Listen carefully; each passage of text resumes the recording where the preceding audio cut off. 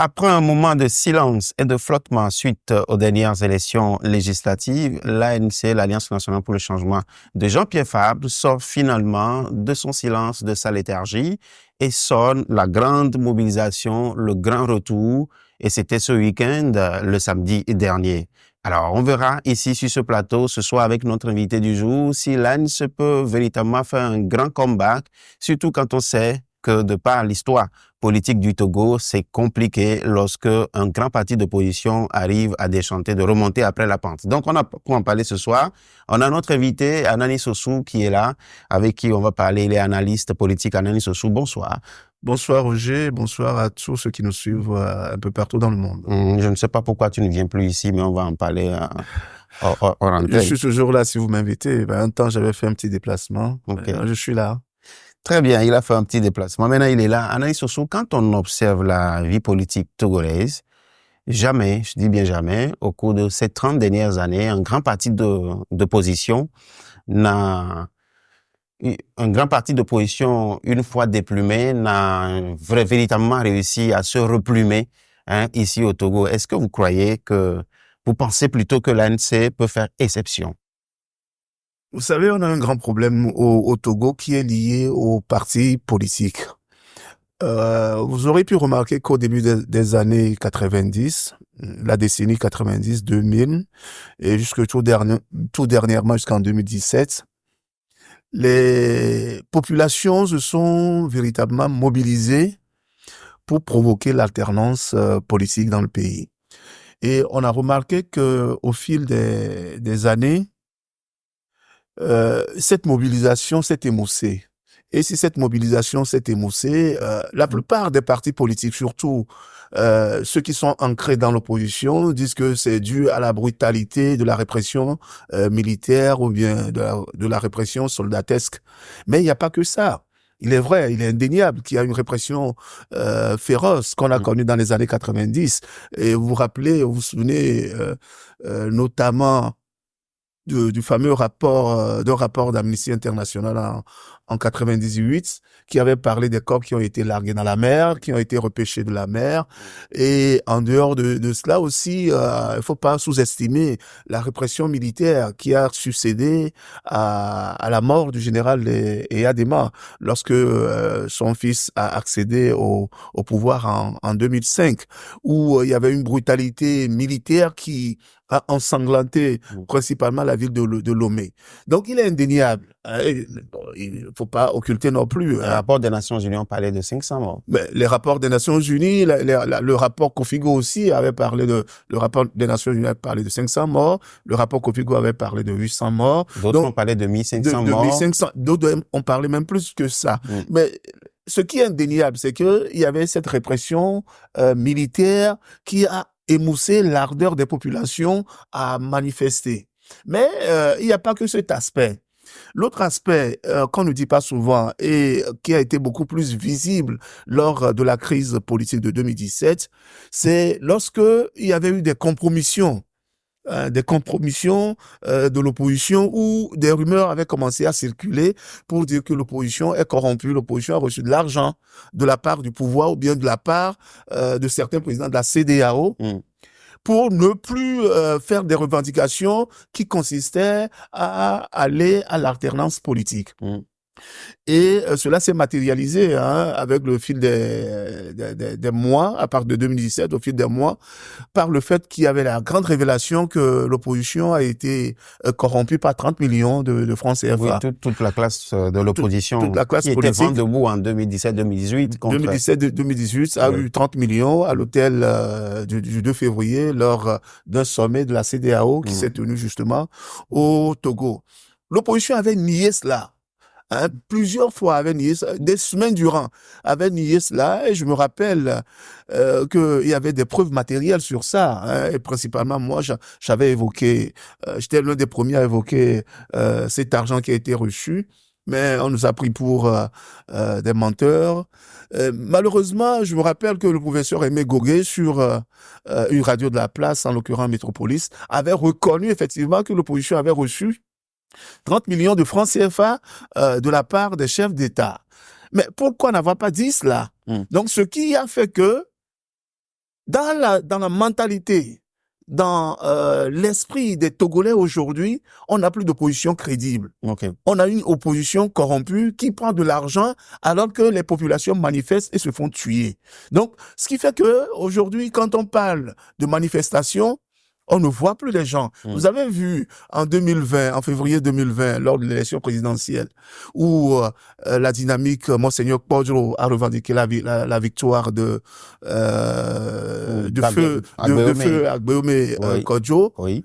Et pourtant, la CENI lui avait attribué 20% de l'électorat. Oui. Mais quand on avait appelé à la manifestation, vous avez vu qu'il y avait presque pas de manifestants dans les rues. Donc, c'est cette idée-là de corruption que draine l'opposition qui fait en sorte qu'aujourd'hui, lorsque on appelle à manifester, lorsqu'on appelle au changement, ce changement n'arrive pas.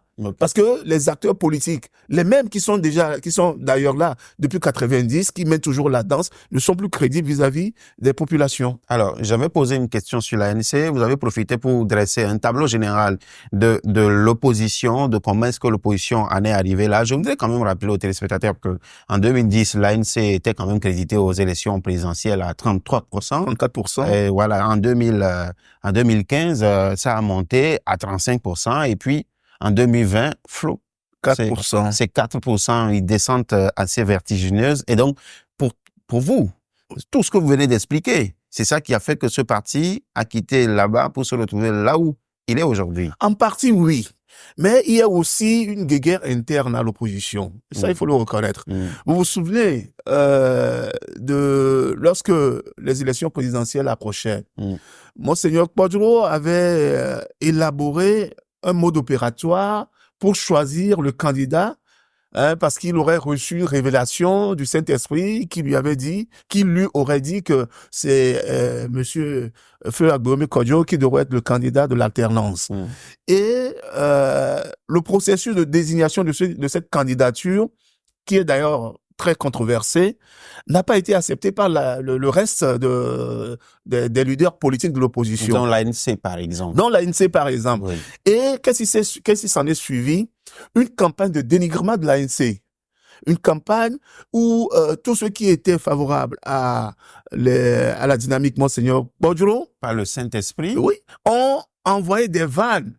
Au président de l'ANC, notamment M. Jean-Pierre Fabre, pour faire croire plutôt à la population qu'il était corrompu, qu'il ne veut pas de l'alternance, qu'il flirtait avec l'ennemi, en l'occurrence le pouvoir en place. Et, fait bizarre, la dynamique Kpodjo avait des relais dans la diaspora. Et cette diaspora était très, très, très présente sur les réseaux sociaux et ont distillé ces vannes-là dans la population. Ce qui était forcément des contes vérités pour essayer de discréditer l'ANC pour prendre ses voix. La conséquence, on l'a vu au soir du 20 février 2020, où l'ANC ne s'en est sorti qu'avec 4% des voix de l'électorat. Donc, il n'y a pas que l'ANC, qui est un parti quand même qui doit se renouveler, il n'y a pas que ça, mais il y a le fait qu'il y a la guéguerre interne à l'opposition qui a affaibli profondément l'ANC. On l'a encore constaté ces derniers temps lors des élections législatives et régionales.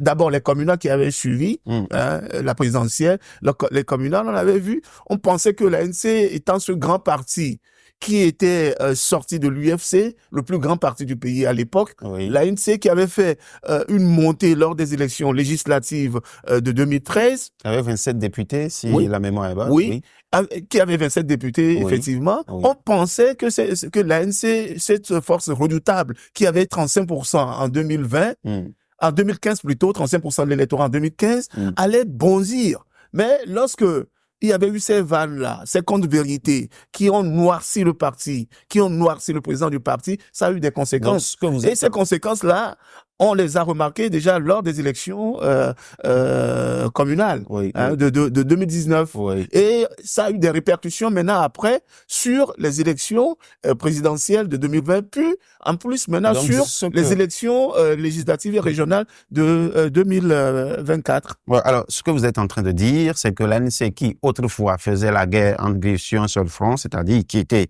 victime tout naturellement parce que c'est de bonne guerre, des attaques venant des partisans d'UNIR, s'est retrouvé à faire la guerre sur deux fronts, d'un côté UNIR, de l'autre côté ses collègues de l'opposition. Exactement. Okay. Mais il n'y a pas que ça. Il y a aussi un phénomène qu'il faut quand même dire. Vous voyez un peu au niveau de UNIR. UNIR n'arrête pas de renouveler ses cadres et de se tourner vers la jeunesse. Quand vous voyez maintenant dans le gouvernement, vous allez voir des ministres comme Madame Assi, Mazama Issor, Malik Nachaba, le ministre Fofana.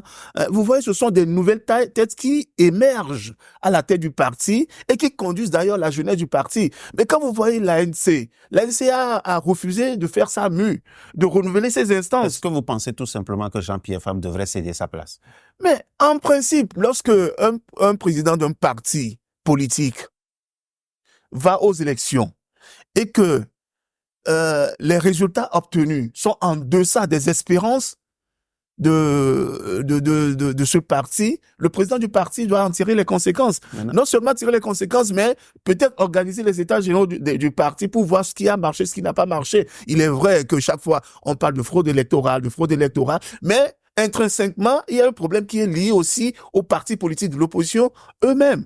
Quand vous voyez, par exemple, le président de la jeunesse de l'ANC, Jean Eklou, oui. C'est quelqu'un qui a déjà dépassé la cinquantaine. Comment est-ce que, après 50 ans, on peut prétendre encore être jeune? Mais pendant ce temps, quand vous voyez à la tête de la jeunesse de UNIR, vous allez voir un certain... Adam Bounoukoui. Voilà. Adam Bounoukoui. Oui, vous voyez, ce sont des jeunes comme ça qui sont là au niveau de UNIR. Il y a plutôt Malik Nachaba. Malik Nachaba, comme président de la jeunesse UNIR. Donc, quand il y a des jeunes qui prennent la tête de ces instances-là, il n'y a qu'un jeune qui sait parler à un jeune. Il n'y a qu'un jeune qui connaît les besoins d'un jeune. Mais lorsque vous avez déjà quelqu'un qui a avoisiné les 60 ans, comment est-ce qu'il peut comprendre les besoins actuels de cette jeunesse togolaise? Donc, il faut renouveler aussi les instances des partis politiques. Selon vous, pourquoi est-ce que l'ancienne génération n'arrive pas à passer la main à la nouvelle génération au sein des partis de l'opposition, surtout au sein de l'ANC, comme vous dites? Je me rappelle qu'on avait déjà fait une émission ici où on avait parlé de cette thématique-là, de président fondateur. Oui. Voilà. Donc, lorsque en Afrique, on est un président fondateur, mais il est difficile de céder la place à quelqu'un d'autre. Les exemples sont légion au Togo. On a vu avec Agboibor et Maître Apévon. Okay. Il est revenu prendre la tête de son parti.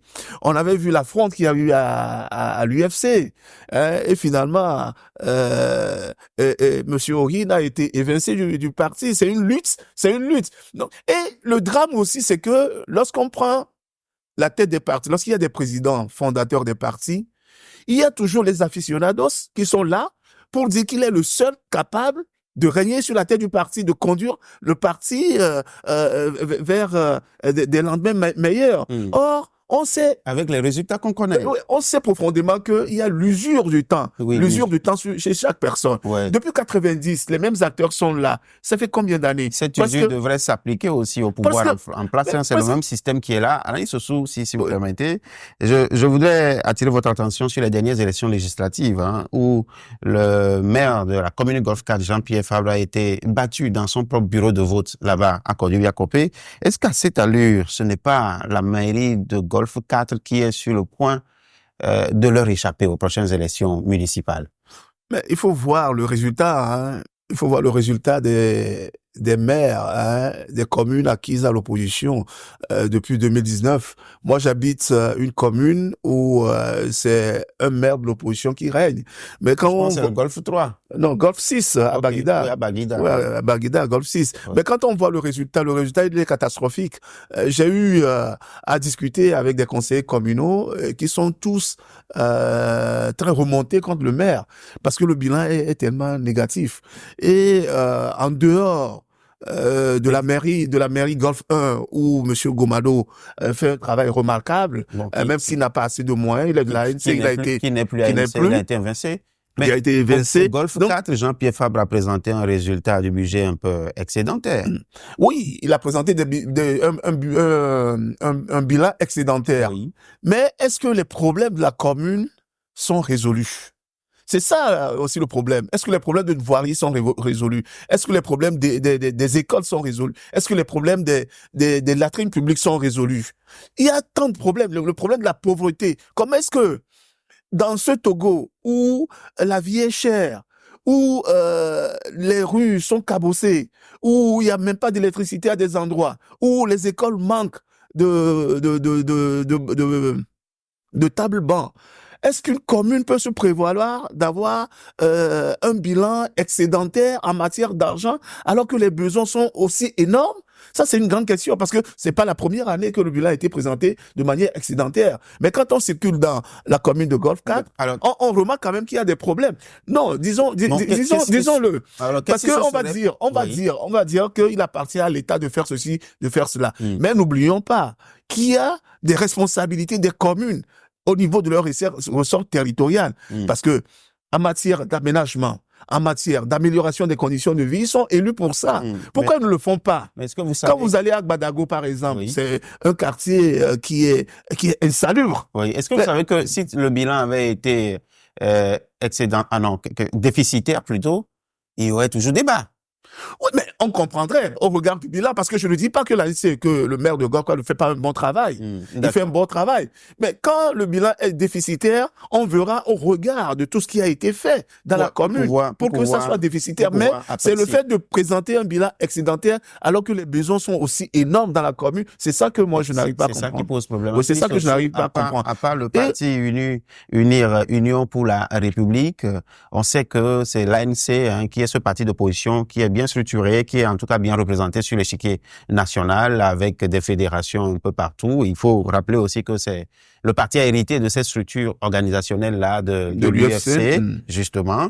Alors, lorsqu'on voit aujourd'hui ce qui se passe, si jamais ce parti arrive encore à avoir une fessée aux élections municipales à venir, est-ce que c'est pas l'espoir d'une alternance politique qui s'éloigne peu à peu? Il y a un problème fondamental aussi sur lequel il faut s'appesantir un tout petit peu. Tous les partis disent qu'ils ont un programme. Mais est-ce qu'ils arrivent à sensibiliser les populations sur ces programmes-là? Parce qu'on a l'impression qu'au Togo, le seul mot d'ordre, c'est l'alternance politique. Oh, les gens en ont marre d'écouter seulement changer de tête, changer de personne. Mais il faut élaborer des projets de société viables qui puissent convaincre les populations à adhérer à ces idéaux-là. Parce que quand vous entendez souvent l'ensemble des partis politiques d'opposition sur les médias, le point fondamental, c'est toujours critiquer le régime en place. C'est toujours critiquer ce régime en place-là. C'est toujours réclamer la tête des Nyasingbe qui sont au pouvoir depuis 1967. Alors que on aurait dû, au niveau de l'opposition, prendre des pans entiers, des problèmes cruciaux que connaissent nos populations en matière de santé, en matière d'infrastructure, en matière d'école, en matière de pouvoir d'achat. On aurait pu prendre tous ces paramètres-là, les détailler, faire un programme là-dessus, pour constituer une alternative crédible au pouvoir en place. Mais lorsque on est toujours là, dans les meetings politiques, lorsqu'on est toujours là sur les médias, à vociférer à longueur de journée, la fin du régime, je termine sur ça, la fin du régime, sans présenter d'alternative crédible, cela sous-entend que les populations ne sont plus audibles par rapport à tout ce qui est dit. Alors, il est temps de sonner la révolte contre les forfaitures et les impostures du régime RPT UNIR. C'est le titre du manifeste sorti par la NCI il y a cela 2 mois.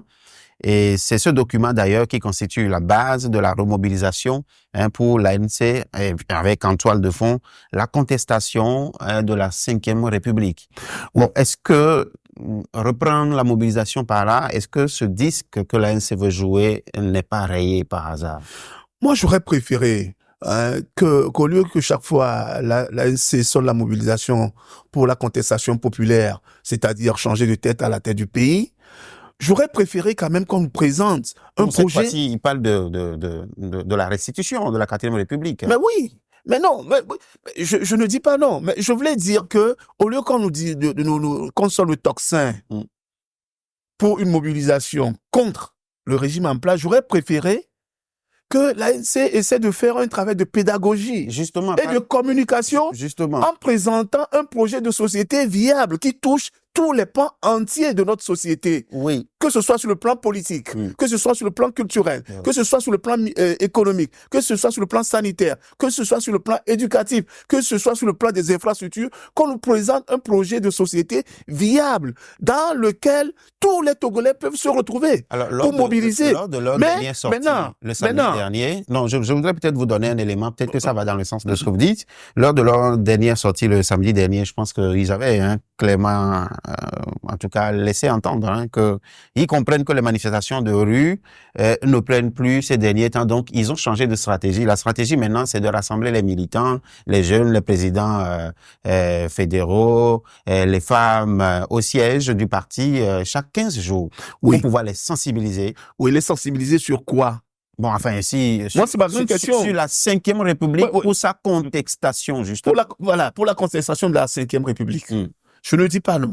Nous avons tous critiqué la manière cavalière avec laquelle on est entré dans la 5e République.